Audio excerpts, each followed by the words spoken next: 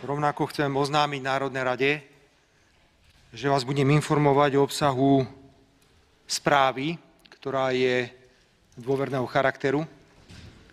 Za týchto okolností preto žiadam vás, pán predsedajúci, aby ste po mojom vystúpení teraz urobili krátku technickú prestávku na všetky potrebné opatrenia, aby mohla prebehnúť neverejná schôdza. Pán premiér, ešte by ste mi povedali stupeň utajenia. Dôverné. Pozývam vás na čítanie správy neverejnej. Dobre si uši nastavte, pán Šimečka. Ďakujem pekne.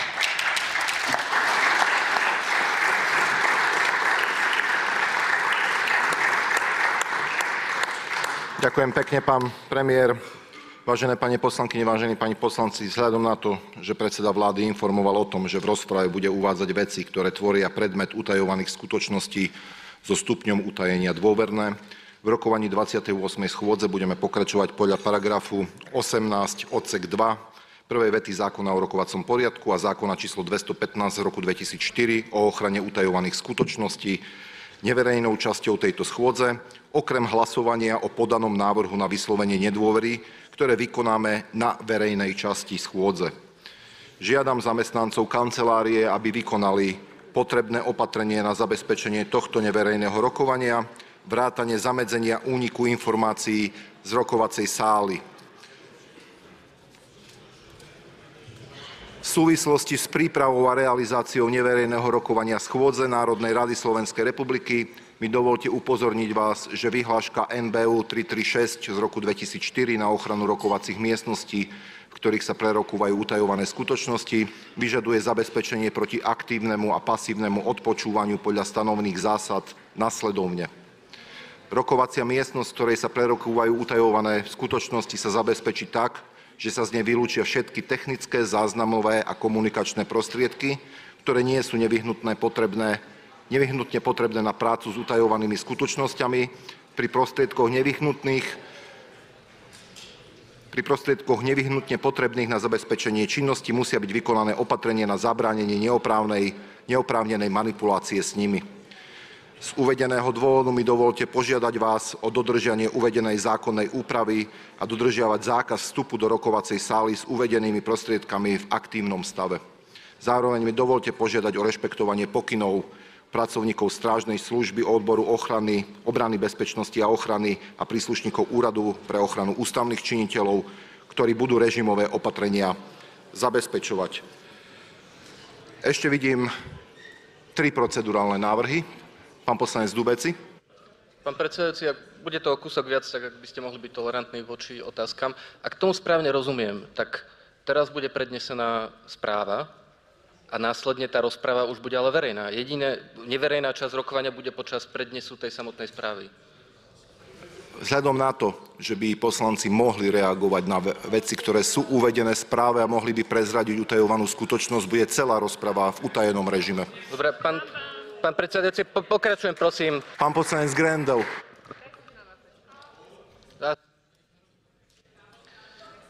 Nikdy v histórii Národnej rady sa nestalo, aby vyslovovanie nedôvery vláde sa konalo v neverejnom režime. Toto je diktátorské a nemá nič spoločné s parlamentnou demokraciou. Môžete sa hanbiť.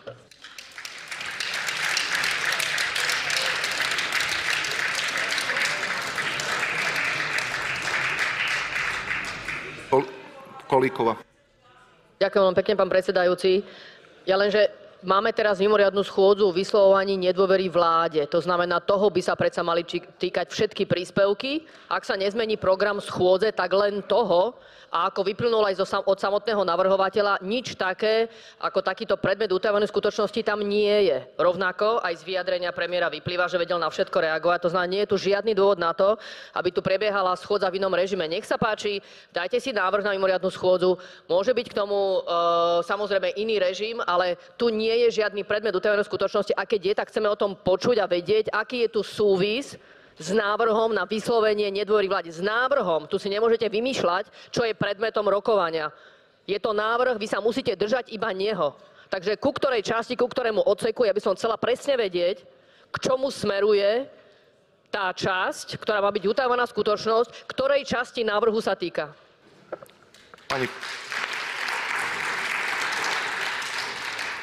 Pani poslankyňa Kolíková, keďže pán predseda vlády oznámil, že bude oboznamovať Národnú radu s utajovanou skutočnosťou a požiadal ma, aby som zabezpečil rokovanie na stupeň utajenia dôverné, budem postupovať podľa rokovacieho poriadku a podľa pokynov, ktoré som vám pred chvíľou prečítal. Ešte pán poslanec Dubeci.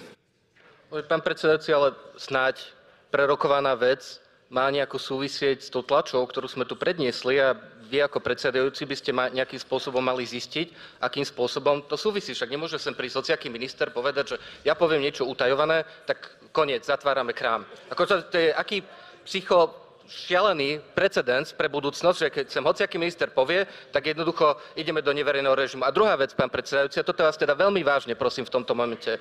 Vyhláška 48 z roku 2019 Národného bezpečnostného úradu, paragrafe 6, hovorí, že každá utajovaná skutočnosť má mať svoje číslo a nejaký predmet a nejakého pôvodcu. Tak vás teda prosím, aby ste nám povedali, aká je utajovaná skutočnosť, teda myslím, aké je registratúrne číslo spisové je tejto utajovanej skutočnosti, ktorá bude prednesená a aké sú jej ďalšie formálne náležitosti v zmysle paragrafu 7 tejto vyhlášky. A kým to nemáme, tak vás naozaj akože žiadam, aby sme nepokračovali.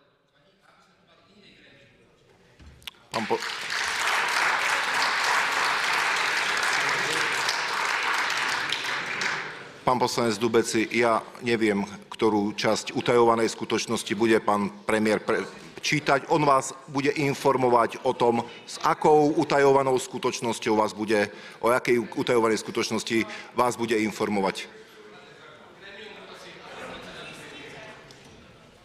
Pán poslanec Matovič.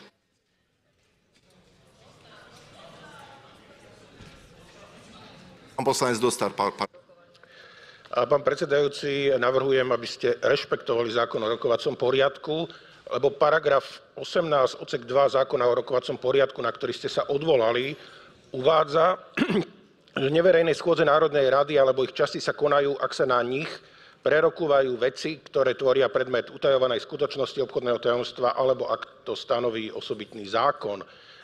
Časť, na ktorej sa bude rokovať o utajovaných skutočnostiach, o ktorých chce hovoriť pán premiér, v súlade so zákonom môže byť neverejná, samozrejme, ale nie je žiadny dôvod, aby neverejný bol aj zvyšok schôdze, na ktorom poslanci Národnej rady chcú v súlade s ústavou a zákonom o rokovacom poriadku vystupovať k návrhu na vyslovenie nedôvery vláde, nie reagovať na utajované skutočnosti, o ktorých bude hovoriť premiér.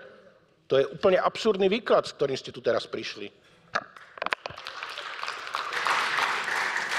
Pán poslanec Matovič. Pán predsedajúci, bral som vás vždy, že si myslím, že na takéto hraničné situácie pozeráte trošku s inou optikou a preto by som vás chcel, áno, nie je to procedurálny návrh, je to návrh, lebo zároveň budeme spáchať ako Národná rada dosť krok, ktorý v živote Národná rada neurobila. A naozaj dnes o nás budú písať v celej Európskej únii, že na Slovensku začínajú vládnuť totalitné praktiky. Ak pán premiér chce čítať silou mocou niečo utajené, tak prosím vás, utajme jeho vystúpenia a nasledujúce faktické poznámky. Ale ostatné vystúpenia vás, ostatných ministrov, ktorí, ja pevne verím, že chcete zložiť účty pred ľuďmi a chcete dať argumenty, prečo dobre vládnete, a naše reakcie ako opozície, ktorým ste zobrali čas, tak či tak ste nám ten čas skrátili, nevidím najmenší dôvod, aby ste utajovali pred ľuďmi. 2/3 ľudí nie sú spokojní s Ficom, aj z vašich voličov, oni si zaslúžia počuť odpovede.